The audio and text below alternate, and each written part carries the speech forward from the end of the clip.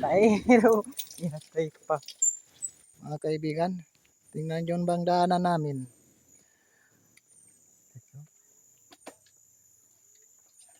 Ito pa kami sa may gimba ng Bato-Bato. Ito ang daanan namin. Na-stop pa ang motor namin mga kaibigan. Natakot siguro si Chan. Na ano Lodi. Napakadelikado ang daanan namin. Kung madulas kami, pati cellphone maalis sa kamay ko. Guys, yung dulas ng daanan na papuntang lang na yan. Yung tinatawag nila swak-swak. Sabi sa amin kasi nasyadong padulas ng daan dito pag-ulan. Pero kung walang ulan, maganda.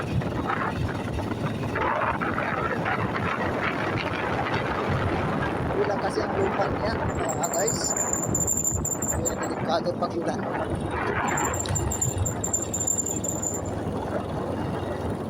Kalako. Ay, no?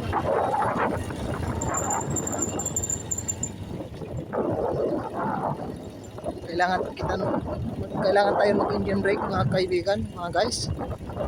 Kasi kung mag-brake ka sa ulo, sa unahan, delikado. Madulas tayo.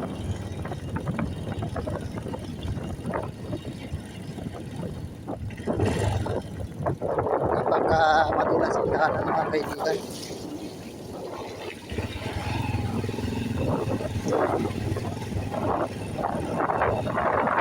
Lang hindi ulan mga guys. Kasi naman mga lodi. Ulan, mahirapan pa. Survive na tayo sa may malandok mga kaibigan, mga guys.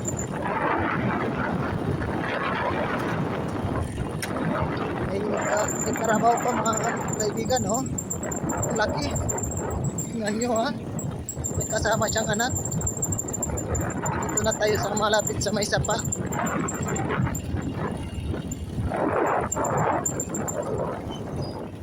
Napakadelikado ang daan kaibigan. Thank you.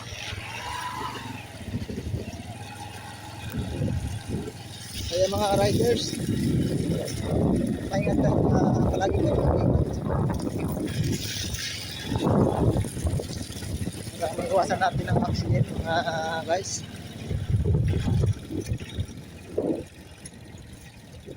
Dadaan ka dito sa daanan papuntang Langoyan, matcha-challenge ka talaga kaibigan.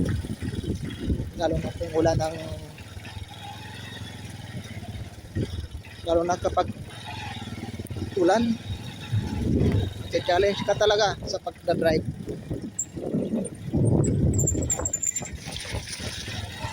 Ito na tayo sa may sapa mga kaibigan. Road ko lang mo yan.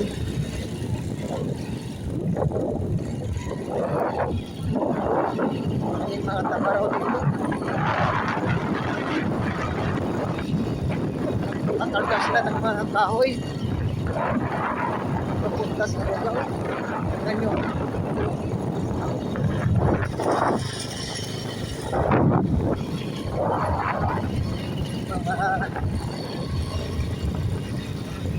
Mga power show dito sa may gimba. Anak buhay ng kapatid natin dito sa may bundok ng Bato-Bato. Under pa to ng Bato-Bato mga kaibigan, mga guys. Municipality ng Bato-Bato.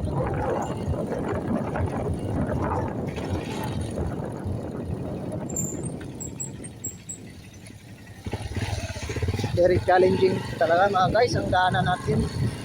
First time tayo dadaan dito. Kailangan ang motor nyo yung mga matataas kasi maraming mga bato malaki dito mga kaibigan guys. Hindi na basta pwede magdaan ng maliliit na motor, masisira ang motor nyo lalo na yung ulan. pagkadulas ng hinahataan.